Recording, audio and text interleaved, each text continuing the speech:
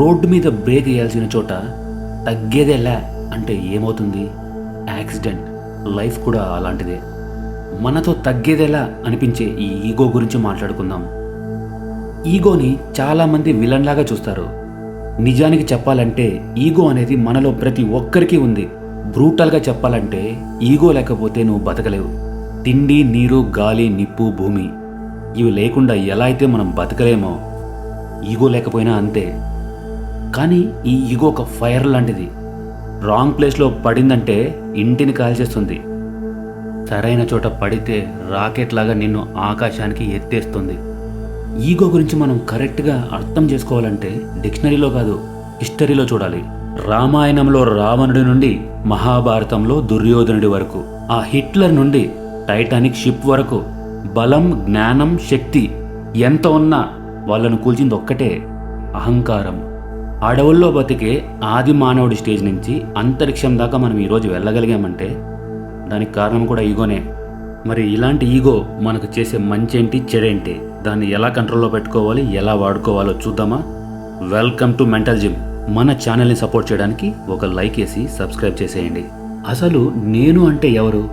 ఈ శరీరాన్న, ఈ ఆలోచనలా, ఈ పేరా? మీరు గాఢ నిద్రలో ఉన్నప్పుడు మీకు మీ పేరు లేదు, హోదా లేదు, ఆకారం లేదు, మీకు మీ బ్యాంక్ బ్యాలెన్స్ గుర్తులేదు, మీ శత్రువులు గుర్తులేరు. అసలు నిద్రలో ఉన్నప్పుడు నేను అనే ఫీలింగే లేదు, కేవలం శూన్యం.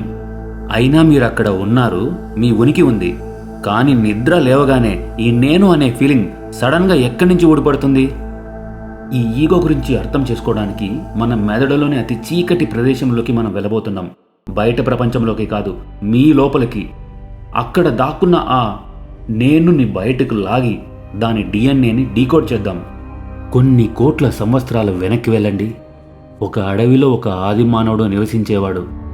వాడికి సింహంలా బలం లేదు, చిరుతలా వేగం లేదు, ఏనుగులా ఆకారం లేదు.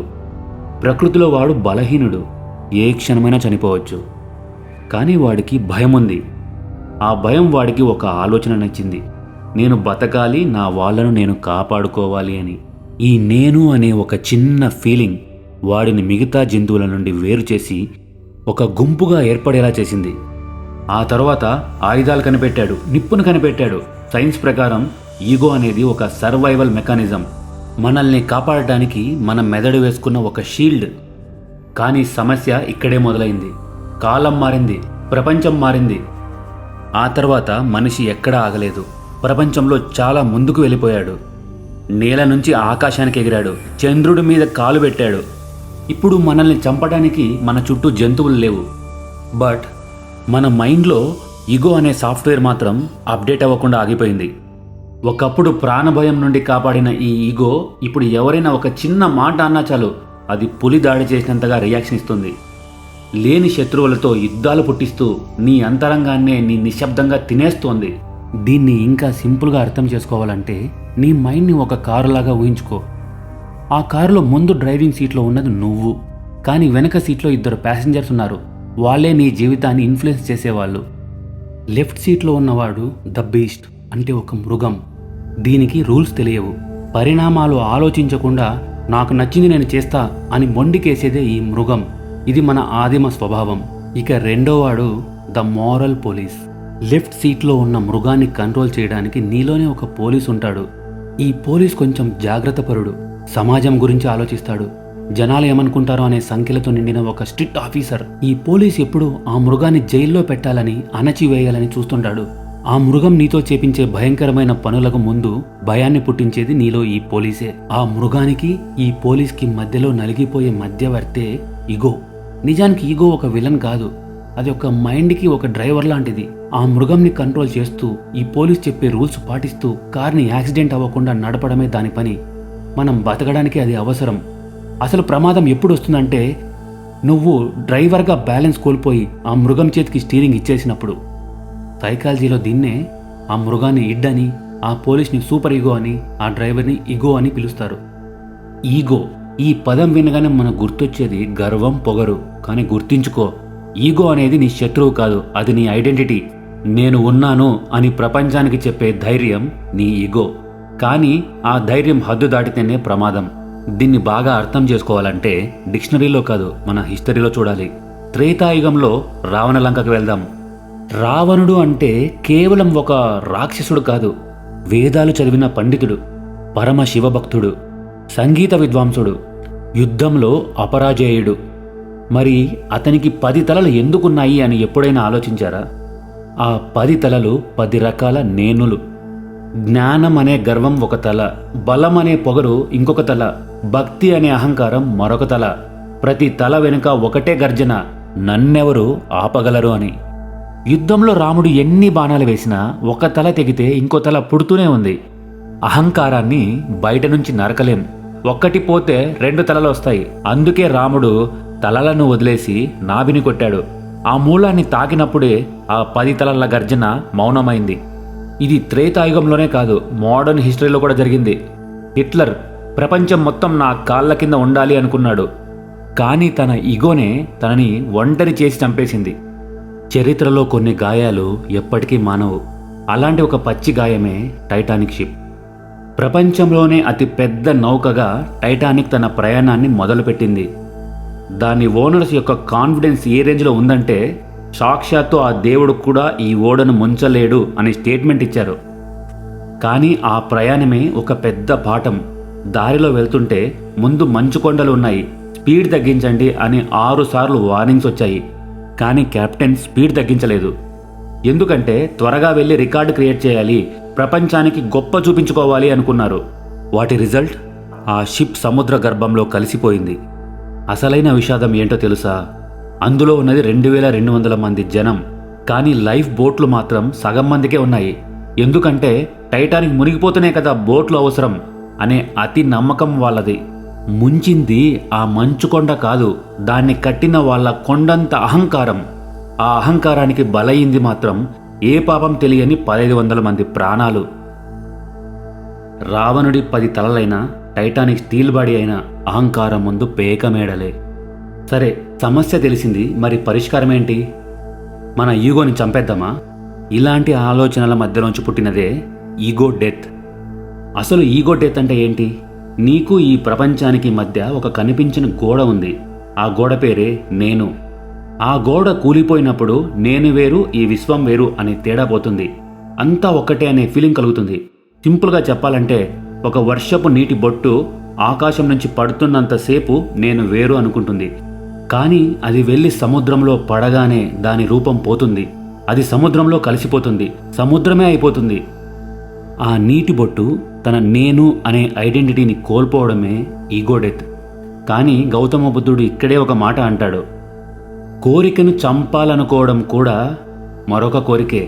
అలాగే నేను నా ఈగోని జయించాను, నేను గ్రేట్ అని ఫీల్ అయ్యావా? అది ఈగోకి మరో రూపం.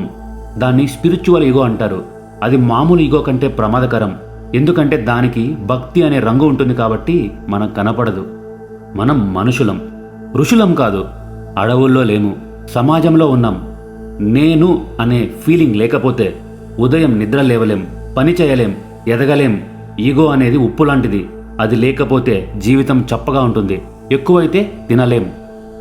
కాబట్టి యుద్ధం చేయాల్సింది ఈగోని చంపడానికి కాదు, దాన్ని మార్చుకోవడానికి, ట్రాన్స్ఫర్మేషన్కి. నీలో ఉన్న అహంకారాన్ని ఆత్మవిశ్వాసంగా మార్చుకోవాలి. నీలో ఉన్న మొండితనాన్ని పట్టుదలగా మార్చుకోవాలి. ఈగో అనేది నీ తల మీద ఉంటే నిన్ను కిందికి నొక్కేసే బరువు అవుతుంది. అదే నీ కాలి కింద ఉంటే నిన్ను పైకి లేపే మెట్టు అవుతుంది. దాన్ని ఎక్కడ పెట్టుకుంటున్నావు అన్నదే పాయింట్. రాముడికి రావణుడికి తేడా తలకాయలో లేదు, ఆలోచనలో ఉంది. రావణుడు తనకున్న 10 రకాల టాలెంట్లను తలకెక్కించుకున్నాడు, ఆ బరువుతోనే కూలిపోయాడు. కానీ రాముడు తన బలాన్ని విల్లంబుల్లో పెట్టాడు, గమ్యం వైపు మాత్రమే చూశాడు. ఇప్పుడు కాసేపు ఫిలాసఫీ పక్కన పెట్టి మన సైన్స్ ఏం చెప్తోందో చూద్దాం. నిజానికి నీ మెదడులో 2 మోడ్స్ ఉంటాయి. ఫస్ట్ది ద ఫ్లో స్టేట్. ఎప్పుడైతే నువ్వు నీకు నచ్చిన పనిలో పూర్తిగా లీనమైపోతావో, అది ఒక క్రికెట్ మ్యాచ్ అవ్వచ్చు, ఒక పెయింటింగ్ అవ్వచ్చు, లేదా ఒక ప్రాజెక్ట్ అవ్వచ్చు, ఆ సమయంలో ఒక మ్యాజిక్ జరుగుతుంది. నీకు ఆకలేదు, టైం తెలియదు, అసలు నేను అనేవాడు ఒకడు ఉన్నాడన్న సంగతే నీకు గుర్తుండదు. ఈ ఫ్లో స్టేట్లో ఉన్నప్పుడు నీకు భయమే ఉండదు, నీ టాలెంట్ మాత్రం పీక్లో ఉంటుంది. కానీ ఎప్పుడైతే పని ఆపేసి ఖాళీగా సోఫాలో కూర్చుంటావో, అప్పుడు నీ బ్రెయిన్లో ఒక డార్క్ రూమ్ ఓపెన్ అవుతుంది. న్యూరో సైంటిస్టులు దానికి పెట్టిన పేరు డిఫాల్ట్ మోడ్ నెట్వర్క్, డిఎంఎన్. సింపుల్గా చెప్పాలంటే ద మీ సెంటర్. అదే నీ ఈగో కూర్చునే సింహాసనం. ఈ డిఎంఎన్ ఏం చేస్తుందో తెలుసా? ఇది ఒక టైం ట్రావెలర్. నిన్ను ఈ క్షణంలో ప్రశాంతంగా ఉండనివ్వదు. వెంటనే పాస్ట్లోకి లాగేస్తుంది. 10 ఏళ్ల క్రితం వాడు నిన్ను ఎందుకు తిట్టాడు, ఎందుకు తక్కువ చేశాడు అని మళ్ళీ మళ్ళీ గుర్తు చేసి రగిలిస్తుంది. వెంటనే ఫ్యూచర్లోకి నెట్టేస్తుంది. రేపు నా ఇమేజ్ ఏమవుతుందో, అందరికంటే వెనకబడిపోతానేమో అని భయపెడుతుంది. అంటే జరగని యుద్ధాలను నీ చేత చేయిస్తూనే ఉంటుంది. ఇంట్రెస్టింగ్ ఫ్యాక్ట్ ఏంటంటే పసిపిల్లలలో ఈ నెట్వర్క్ ఇంకా డెవలప్ అవ్వదు. అందుకే వాళ్ళకు నేను అనే బరువు ఉండదు. వాళ్ళు కింద పడితే ఏడుస్తారు, నెక్స్ట్ సెకండే నవ్వుతారు. వాళ్లకు ఇమేజ్ లేదు, అవమానం లేదు. కానీ మనం పెద్దయ్యాక ఆ స్వేచ్ఛను ఈగో అనే పొర కప్పేస్తుంది. ఒక షాకింగ్ ఫ్యాక్ట్ చెప్పనా? నీ బ్రెయిన్ వాడే మొత్తం ఎనర్జీలో 20% ఎనర్జీ ఏ పని చేయకుండా కేవలం ఈ డిఎంఎన్ నడిపే నేను అనే డ్రామా కోసమే ఖర్చవుతుంది. సో దీనికి సొల్యూషన్ సైన్స్ క్లియర్గా చెప్పింది. నువ్వు ఖాళీగా ఉంటే డిఎంఎన్ నిన్ను ఆడిస్తుంది. నువ్వు పనిలో ఉంటే ఫ్లో స్టేట్ నిన్ను నడిపిస్తుంది. నీకు ఈగో వద్దు అనుకుంటే దాన్ని చంపక్కర్లేదు. నీకు నచ్చిన పనిలో, నీ లక్ష్యంలో నువ్వు మునిగిపో. నువ్వు యాక్షన్లో ఉన్నప్పుడు ఈగో సైలెంట్ అయిపోతుంది. అదే అసలైన విజయం. ప్రపంచంలోనే గ్రేటెస్ట్ ప్లేయర్స్, బిజినెస్ మ్యాన్ ఎందుకు గెలుస్తారో తెలుసా? వాళ్ళు ఎప్పుడూ తమని తాము వైట్ బెల్ట్గానే, అంటే బిగినర్గానే చూసుకుంటారు. నీ ఈగో నీకు జనరల్గా ఏం చెప్తుంది? నీకు అన్నీ తెలుసు, నువ్వు తోపువి, వాడి మాట నువ్వు వినడమేంటి అని చెవిలో విషం పోస్తుంది. కానీ గుర్తుపెట్టుకో, నిండిన కుండలో కొత్త నీళ్లు పోయలేం. నీ బుర్ర నేను అనే అహంకారంతో నిండిపోతే కొత్త నాలెడ్జ్కి ప్లేస్ ఎక్కడుంటుంది? సో ఈ రోజు నుంచి నాకు అన్నీ తెలుసు అనే బోర్డు పీకేసి నేను ఇంకా స్టూడెంట్ని అనే బోర్డు వేసుకో. అప్పుడు గెలుపు నీ వెనుక పరిగెత్తుకుంటూ వస్తుంది. ఇప్పుడు కన్ఫ్యూజన్ని క్లియర్ చేసుకుందాం. ఈగో అనేది పూర్తి విషం కాదు, అది ఒక మెడిసిన్. డోస్ సరిగ్గా ఉంటే రోగం తగ్గుతుంది, డోస్ ఎక్కువైతే ప్రాణం పోతుంది. నిజానికి ఈగో 3 రకాలుగా ఉంటుంది. ఇందులో ఏది డేంజరో, ఏది అవసరమో క్లియర్గా చూడు. మొదటిది టాక్సిక్ ఈగో. ఇది మళ్ళీ 2 రకాలు ఉంటుంది. మొదటి రకం సుపీరియారిటీ కాంప్లెక్స్. ఒకడు అద్దంలో చూసుకొని నేను అందరికంటే తోపుని, పక్కవాడు నా కాలి గోటితో సమానం అనుకుంటాడు. ఇది నేను అనే అక్షరాన్ని జూమ్ చేసి చూసుకోవడం. దీనివల్ల నీకు శత్రువులు పెరుగుతారు, నేర్చుకోవడం ఆగిపోతుంది. ఇది అహంకారం. ఇక టాక్సిక్ ఈగోలో 2వ రకం ఇన్ఫీరియారిటీ కాంప్లెక్స్. ఇది చాలా డేంజర్. ఎందుకంటే ఇది ఈగో అని కూడా చాలా మందికి తెలియదు. అదే నాకు ఏమీ రాదు, నేను వేస్ట్, నేను అన్లక్కీ అని అనుకోవడం. మీరు అనుకోవచ్చు, తక్కువ చేసుకొని చూసుకోవడం కూడా ఈగోనేనా అని. ఎస్, 100% ఈగోనే. ఎందుకంటే నేను గొప్ప అనుకునేవాడు నేను గురించి ఆలోచిస్తున్నాడు. నేను వేస్ట్ అని అనుకునేవాడు కూడా పొద్దున లేచిన దగ్గర నుంచి ఆ నేను గురించే ఏడుస్తున్నాడు. వీళ్ళిద్దరి సెంటర్ పాయింట్ ఒక్కటే, సెల్ఫ్, స్వార్థం. ఒకడు గర్వం వల్ల కనెక్ట్ అవ్వలేడు, ఇంకొకడు ఆత్మన్యూన్యత వల్ల కనెక్ట్ అవ్వలేడు. సో నేను వీక్ అని అనుకోవడం వినయం కాదు, అది కూడా ఒక జబ్బు. మరి సొల్యూషన్ ఏంటి? అదే 3వది, హెల్తీ ఈగో. ఇక్కడ లాజిక్ సింపుల్. నేను ఒకరికంటే ఎక్కువ కాదు, ఇంకొకరికంటే తక్కువ కాదు, నేనే. హెల్తీ ఈగో అంటే అవసరం వచ్చినప్పుడు ఇది నా హక్కు అని గట్టిగా అడగడం. టాక్సిక్ ఈగో అంటే అనవసరంగా నా మాటే నెగ్గాలి అని గొడవ పడటం. హెల్తీ ఈగో అంటే నీ విలువ నీకు తెలిసి ఉండటం, నేను దీనికి ఎలిజిబుల్ అని నమ్మటం. టాక్సిక్ ఈగో అంటే నీ విలువని నువ్వే ఊహించుకొని పక్కవాడికి అస్సలు విలువే లేదు అని అనుకోవడం. హెల్తీ ఈగో అంటే ఇది నా లిమిట్, దీన్ని దాటి నా మీద పెత్తనం చెయ్యనివ్వను అని గీత గీయడం. టాక్సిక్ ఈగో అంటే నేను ఎవరి గీతనైనా దాటుతాను, నా ఇష్టం వచ్చినట్టు ఉంటాను అని విర్రవీగడం. హెల్తీ ఈగో నిన్ను ఎవరూ గాయపరచకుండా చూసుకునే ఒక కవచం. ఇది నీకు రక్షణ. టాక్సిక్ ఈగో ఆ కవచం బరువైపోయి నిన్ను కదలనివ్వకుండా చేసే భారం. ఇది నీకు శిక్ష. హెల్తీ ఈగో అంటే నేను ఎవరికి బానిసను కాదు అని అనుకోవడం. టాక్సిక్ ఈగో అంటే అందరూ నాకు బానిసలే అని అనుకోవడం. హెల్తీ ఈగోలో నేను గెలవాలి అనే పట్టుదల, టాక్సిక్ ఈగోలో వాడి ఓడిపోవాలి అనే కోరిక. మళ్ళీ రిపీట్ చేస్తున్నా, అసలు నేను అనే ఫీలింగ్ లేకపోతే ఈ ప్రపంచంలో ఏది పుట్టదు మిత్రమా. చరిత్ర సృష్టించిన ప్రతి ఒక్కడి గుండెలోనూ ఈ నేను అనే నిప్పు రగులుతూనే ఉంది. నిన్ను నిద్ర లేపేది అదే, కష్టాల్లో నిలబెట్టేది అదే. లోకం మొత్తం నువ్వు పనికిరావు అని మొహాన ఉమ్మేసినప్పుడు దాన్ని తుడుచుకొని నేను చేసి చూపిస్తానని తొడగొట్టే ధైర్యమే నీ హెల్తీ ఈగో. నువ్వు ఈ భూమి మీదకు వచ్చింది కేవలం గాలి పీల్చి చనిపోవడానికి కాదు, నేను ఉన్నాను అని ఈ కాలం మీద నీ సంతకం పెట్టడానికి.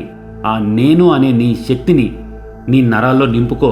అది అహంకారం అయితే పతనం, అదే ఆత్మవిశ్వాసం అయితే ప్రళయం. ఆ ప్రళయం నువ్వే అవ్వాలి. నీ ఈగోని చంపేసి శవంలా బతకకు, దాన్ని ఆయుధంగా మార్చుకొని యోధుడిలా గెలువు.